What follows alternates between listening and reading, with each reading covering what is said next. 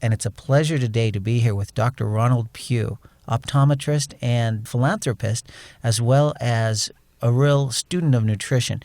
Dr. Pugh, how are you this morning? I'm very good. Thank you for asking, Blake. Tell us a little bit about your background. I am an eye doctor. I've been seeing patients for over 30 years. I've had a chance to study extensively nutrition for more than 40 years, having a tremendous interest in nutrition because of my mother. My mother always had struggles with her health for as many years as I knew her. And so even in high school, in the health classes, I paid attention. In college, I paid attention. On my opportunity to serve other people worldwide, I've paid attention. And as I've found over the years, nutrition is so critical. It's exactly as mom and grandmother told us, we are what we eat. And it does make a difference. The fruits and vegetables are important. The new breakthrough within the last, I would say, 10 to 20 years is quality supplements that goes along with what the food lacks. It was brought to my attention back in the 90s when I read the Senate document 264 that goes back to 1936 that talks about how the land is lacking the minerals, therefore the food and the animals that eat the food and the people that eat the food and the animals are lacking minerals, and how important minerals and how important nutrition is to our overall body health, and how many mineral deficiencies and vitamin deficiencies cause physical problems. And with my mother having so many physical problems, when she went to the doctor, she had 2 pages of problems. And she didn't mention the big ones like diabetes and blood pressure and the obvious ones. These were all little pains and aches and problems and worries that she had. And so I've been very, very interested in finding what would have helped Mom. She died at age 75, so she's gone now. In the process, what will help myself, my siblings, my fellow man. I'm very interested in nutrition. Tell us a little bit about where you studied for optometry school. Now, I know you're not just an optometrist. You were actually the top of your class? Well, I wouldn't say grade-wise I was in the top of the class. I've always been high in my class academically. But in my optometry school, my class did honor me as picking me as the outstanding student as we graduated. When you're picked by your peers, it does give you a special feeling. But I had a chance to study optometry in Pacific University in Forest Grove, Oregon. And leading up to that time, I've been studying at 3 universities, one in Las Vegas, one in Provo, Utah, Brigham Young University. And then I did finish up my Bachelor of Visual Science, my Doctor of Optometry degree at Pacific University in Oregon. How long have you been in practice? I started my practice in Utah County in 1975, so I'm approaching 30 years. Now, in addition to practicing, you actually do optometry on a volunteer basis down in Mexico, and you've been doing that for a number of years. Tell us a little bit about your trips to Mexico. In 1983, I attended a World Congress, which was called the American Optometric Association. And in that World Congress, they pointed out that over half the world would live and die and never once see an eye doctor, never have eyeglasses, and everyone will have problems if they live long enough. And I had a desire at that point to share my talents, my skills with vision to help people to be able to see better. And so in March of 1984, I made my first trip to Mexico. I went with other doctors. We saw 3,200 people. We gave out thousands of glasses. And since that time, I've led the Utah Optometric Association, what we call VOSH, Volunteer Optometric Service to Humanity. I've led 25 trips and been involved with 25 trips to Mexico, taking, over the time, thousands of people and hundreds of thousands of glasses. Our most recent trip was in March of 2004, and we were able to see 2,800 people, able to give out 16,000 pair of free glasses. We're now working on a trip to Guatemala.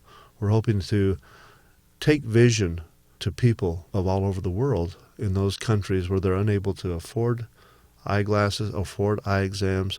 We're not really trying to take work away from the practicing doctors, but these are people that would never have access to eyeglasses or to eye exams. And in my mind's eye, helping people to see is really, really special. But I also have a desire in my heart to help those people prevent blindness, because that's also one of my specialties, is helping people to realize what causes blindness. And that once they understand what causes blindness, they then have a choice to either go ahead and become blind like their countrymen, or to change their nutrition, change their supplements, and actually prevent and avoid blindness. Now, 25 trips. You said one trip was 3,200 people, one trip was 2,800 people. Is 3,000 people about the average?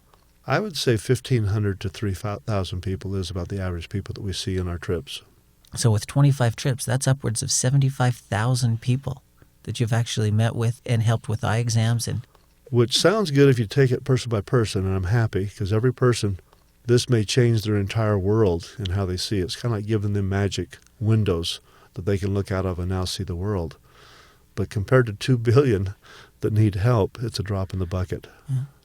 But I think it's pretty obvious you've got quite extensive experience in working with people. It's not just a few hundred patients that come to your office individually. It's also all of these thousands and thousands of people you've seen in Mexico, and now you're working on actually expanding that service to Guatemala. Is that right? That's correct, into other countries. The thing that breaks my heart is even though we're able to give them vision, we see that these people, many times because the same people that need our services also have horrible nutrition. They have so little money, and their neighbors are actually quite healthy looking. And the little people we work with, the little girls are beautiful as teenagers. But as they have their first, their second, their third child, their teeth start to fall out. I'm sure it's a calcium deficiency. And other deficiencies come up. The children themselves have birth defects. There's many things that still pull my heartstrings that I want to do more than just give out free eyeglasses. I'd like to be able to help those people to educate themselves and to be able to make changes that are meaningful in their life. So are you seeing the same kind of health problems we have here in the U.S.? I am. I'm seeing mineral and vitamin deficiencies throughout everywhere I go. It's very, very sad to me to see people suffer.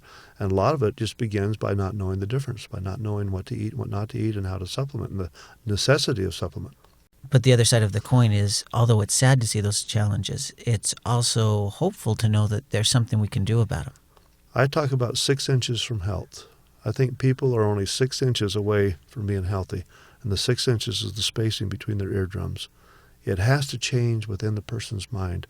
A person needs to become responsible for their own visual and physical health by educating themselves and doing according to their education. Well, Dr. Pugh, one of your passions is preventing blindness, and you talk about the top 5 reasons that people go blind. Tell us a little bit about those reasons. The top 5 reasons people go blind in the United States of America, the number 1 and the number 5 reason is macular degeneration and cataracts. Both of those are caused by free radicals. If people could understand where the free radicals come from and prevent those as much as possible, it's impossible to prevent them all, but you certainly can cut way, way back on exposure to the free radicals by controlling the things that you eat, by controlling the exposure that you have to first and secondhand smoke, to be specific, to margarine. Everyone can decide, I'll never eat margarine again. Butter is healthier because butter at low temperatures, if it doesn't change color, doesn't have the free radicals. It doesn't go into the trans fatty acids. If a person could get their antioxidants up, and again, that's a choice. People have to choose to eat fresh fruit is better, the brighter the color is better, the darker berries are better. There's a lot of things as people find out through education what to eat and how to prepare it, and more importantly, what not to eat. The analogy I like is I fly airplanes. And if you and I were going down to take a flight in my airplane, and let's say we had a quarter of a tank of gas, I'd like to have more gas. And we're using the analogy of the airplane and ourselves as our body. And the gas is what fills the tank, and food is what fills our stomach. And so as we're hungry, we're thinking about what we're going to eat. The gas tank in the airplane needs to have more fuel. We start to put the 100 low-lead fuel in, which is what the airplane needs. Now, if halfway through filling that gas tank, if I start feeling a little bit cheap and thinking, oh, I don't really want to use this expensive gas, let's just fill the tank with something else. Let's put some dirt, some weeds. Let's throw some water in there. Let's just fill it with water. It's okay. It's just an airplane. And so now the tank's stay full. And this is kind of how we eat.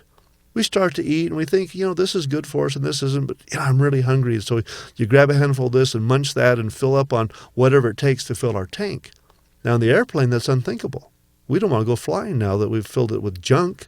And yet our bodies, we do that day after day, week after week, year after year, and we wonder why we get sick as we get past 40, 50, 60, 70, why we die early.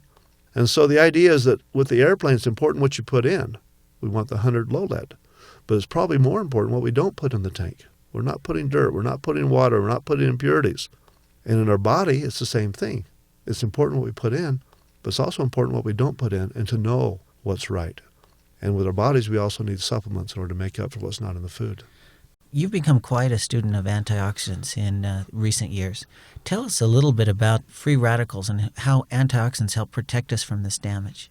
I've been watching the reports in the newspaper, the professional journals. I even hear it in my professional meetings now about free radicals and antioxidants. 20 years ago, I didn't know anything about them.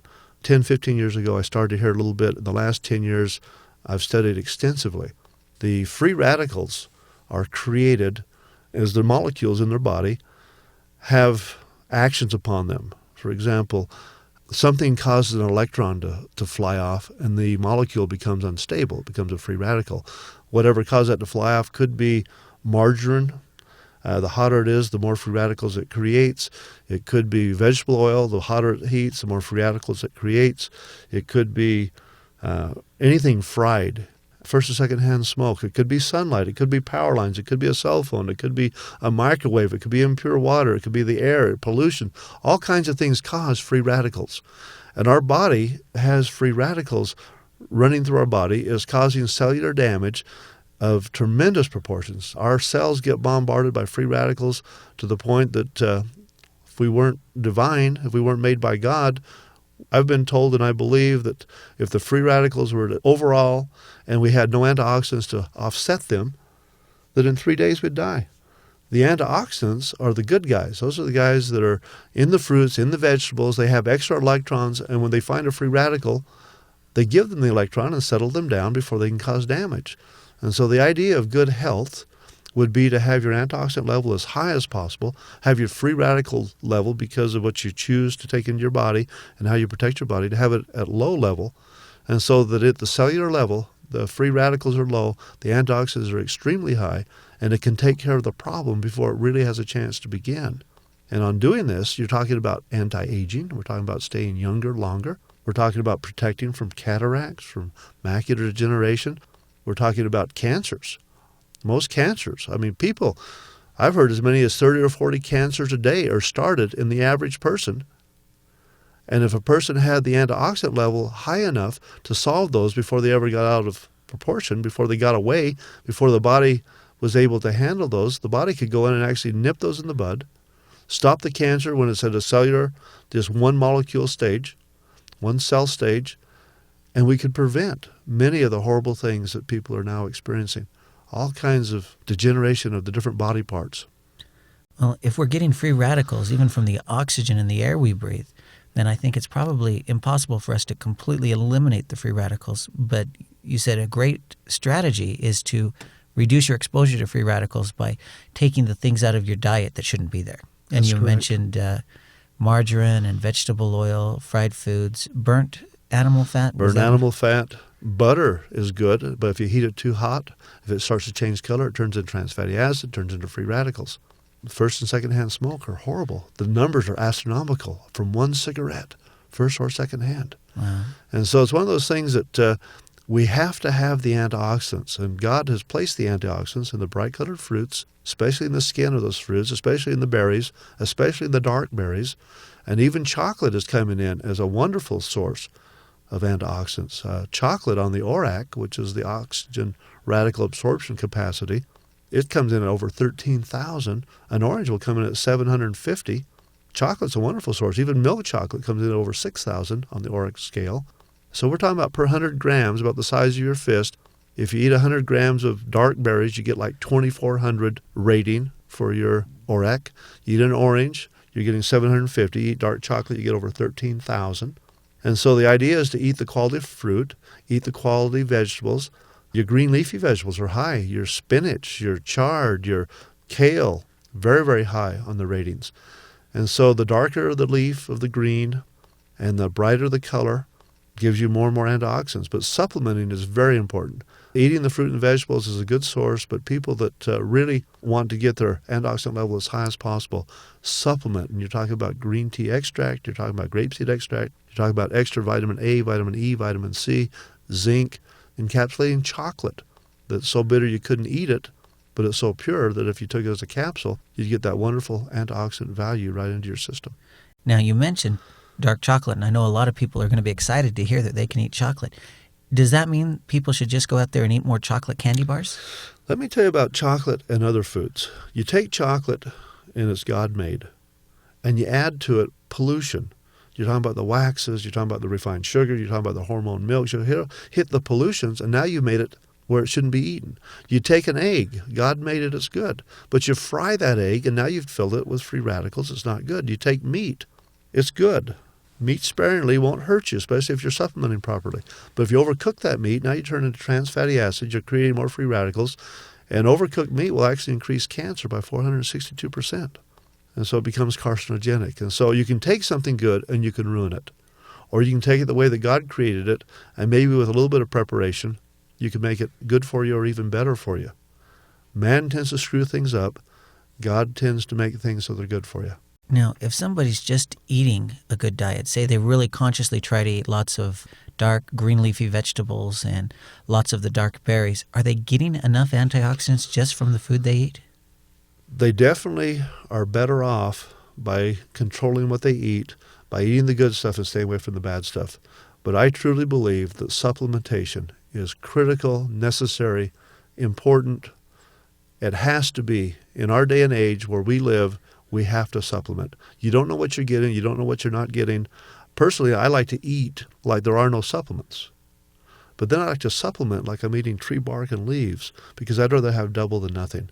So I'm very careful what I put in my body, and I'm very careful to supplement each time as I take food, because I'm eating now to live. I want to be able to stay to do as much good as I can on this earth for as long as I can and feel as good as I can.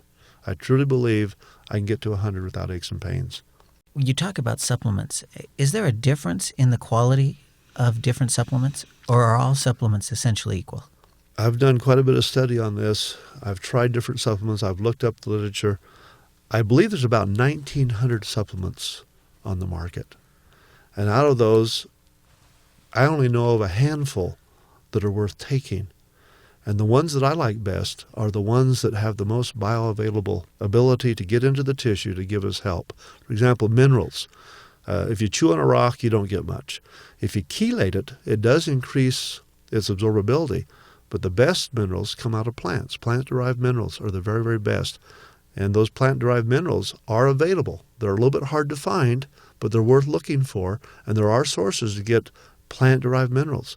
Even when the bottle says plant-derived minerals, you have to look at who's bottling that and whether or not you trust the people and whether or not they're accurate. I like to have supplements that have an independent lab evaluate, and so that I know that what it says on the bottle is really what's in the bottle. I find that vitamins and minerals are different qualities, different absorbabilities. I find that different pills, some will absorb, some don't. People that run the sewage plants find thousands of pills that haven't even dissolved. They've just gone right through people and have done them virtually no good at all. So yes, there's a huge difference in the different quality of supplements.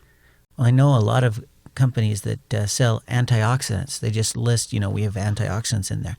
How do people know if they have a good antioxidant? You mentioned this ORAC score, oxygen radical absorption capacity. Is that something that can help people tell that they have a good antioxidant? The best way I know to tell on a good antioxidant is to have an independent lab that does an ORAC score.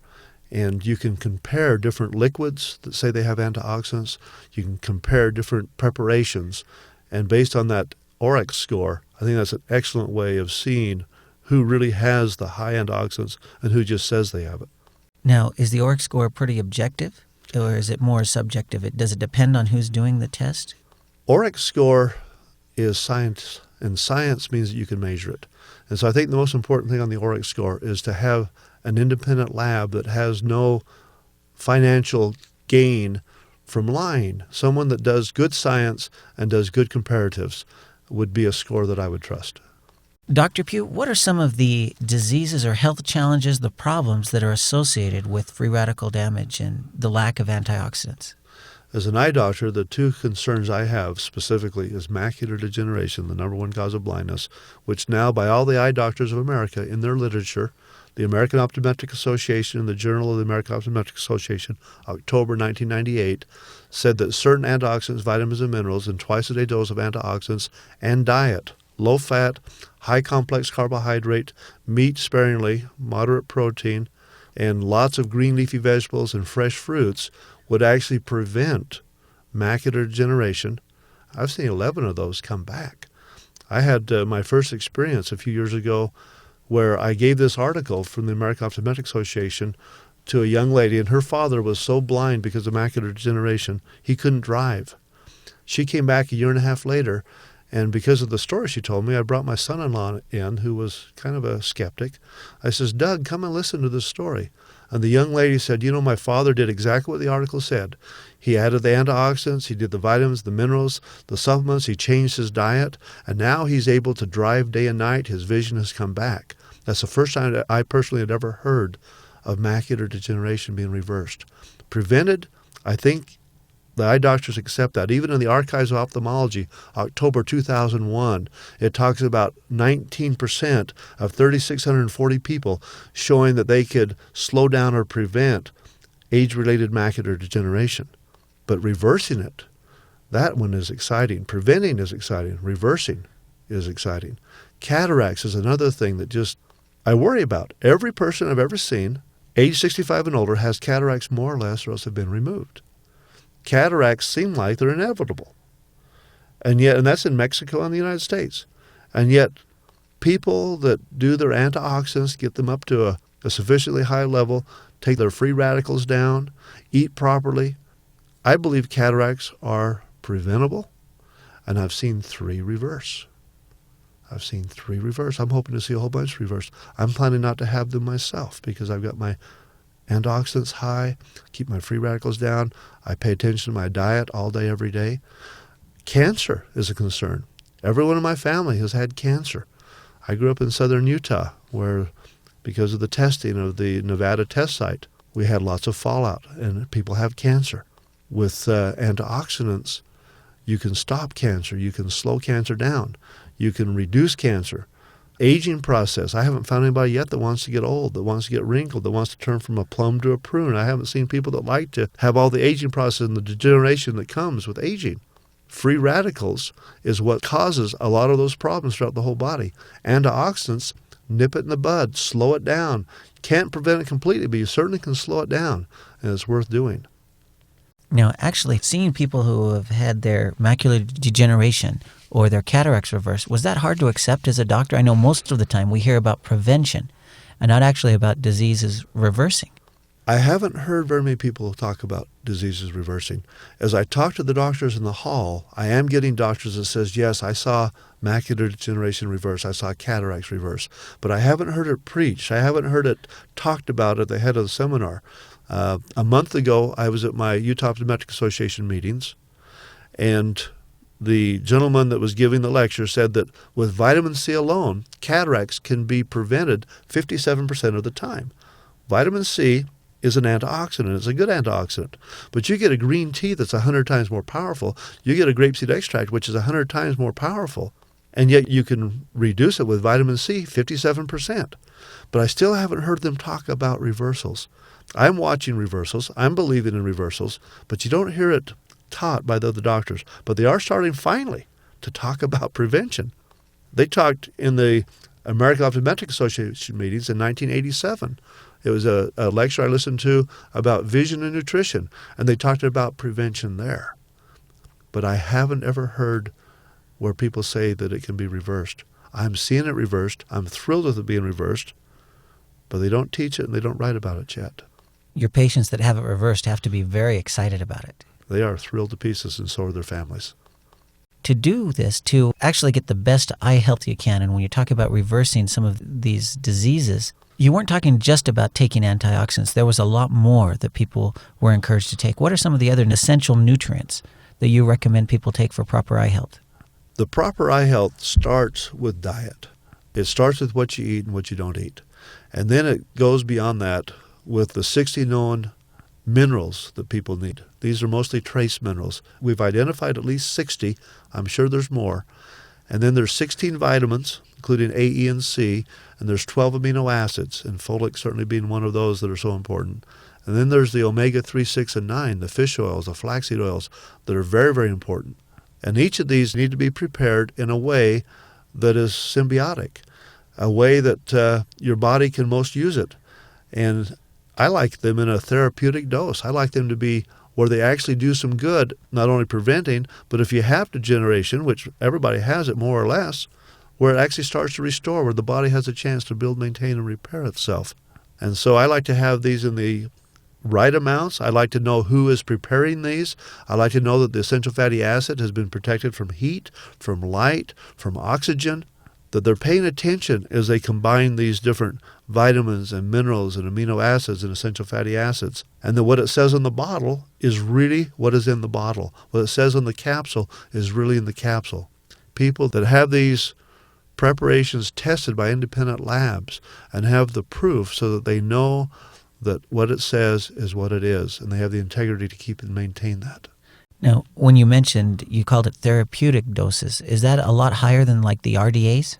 The RDAs is made to keep a little soldier, 17 years old, alive as he gets off the boat in World War II until the Germans can shoot him, until the Japanese shoot him. We're talking about just barely keeping prisoners alive. That's not my idea of thriving. That's the minimum. I don't want the minimum. I want a higher, much higher dosage, which is actually going to have a therapeutic effect. I've reversed my arthritis in my body by having a therapeutic amount of the vitamins and the minerals, and especially extra calcium and glucosamine. I've reversed my blood pressure by having a higher than minimum. Minimum is not what I want for my body. I would like optimum.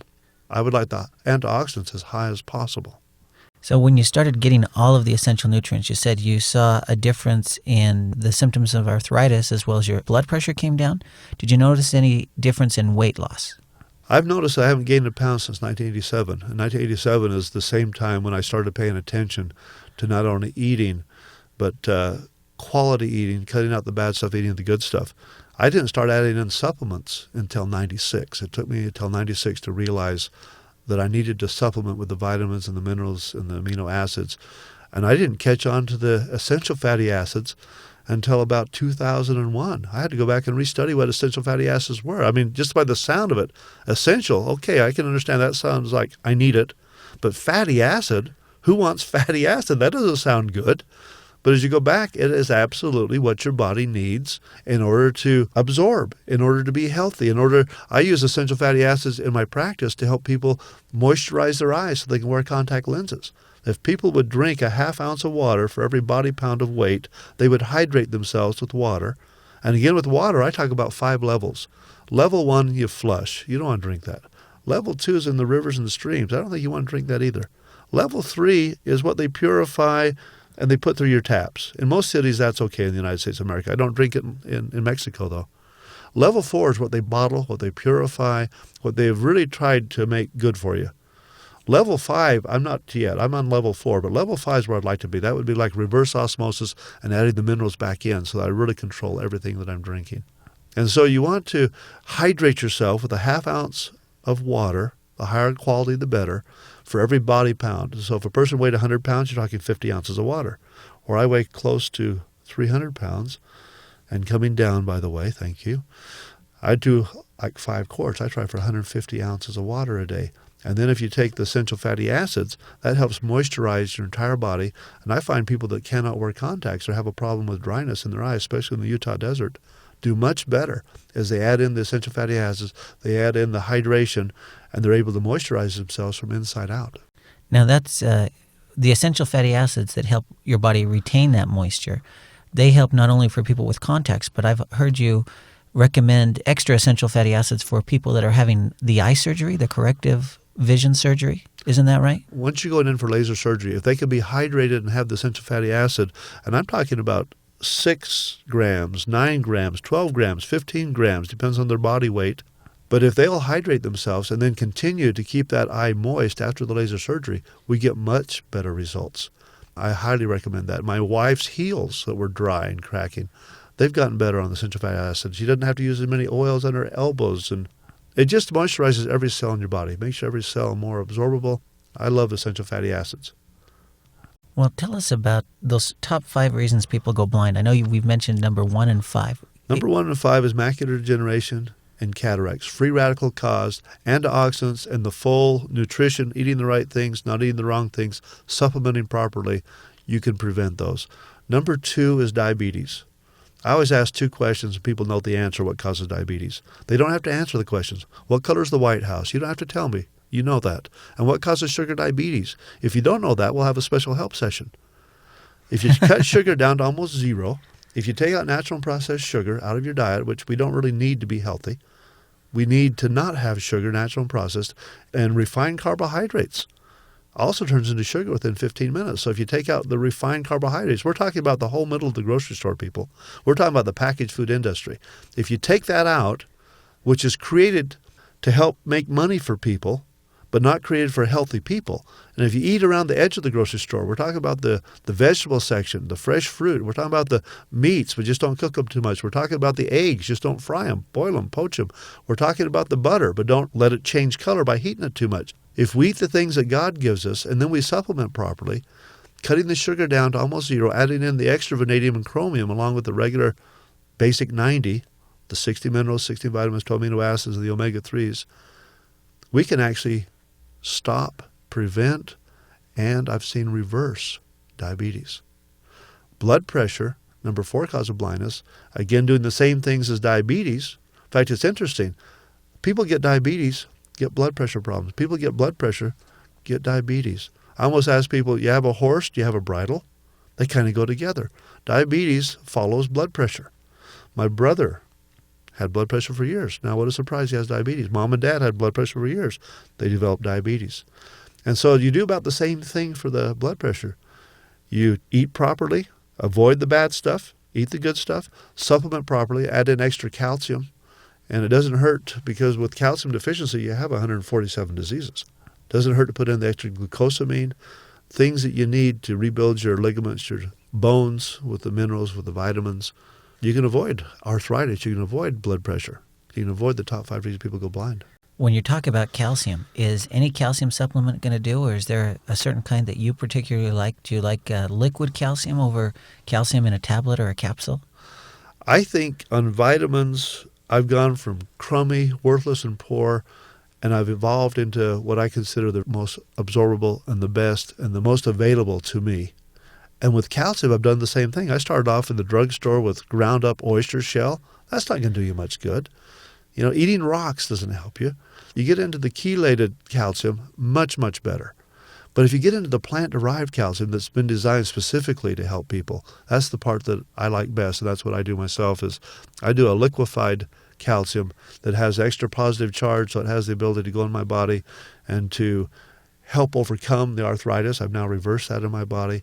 It helps to do away with the bone spurs. I've now reversed that in my body, and it helps it be more available. So I like the plant-derived calcium that is put together, and it's not just calcium only. It's symbiotic with calcium, with magnesium. It also has boron. It also has MSM. It has the things that we need in order for the body to assimilate, to reverse the processes that are going bad, to help build the bones, to help digest the food. You have to have calcium to digest your meat. You've actually seen bone spurs go away? In my foot, yes, indeed. Wow. Thankfully. Very painful. Didn't want them, still don't want them, glad they're gone.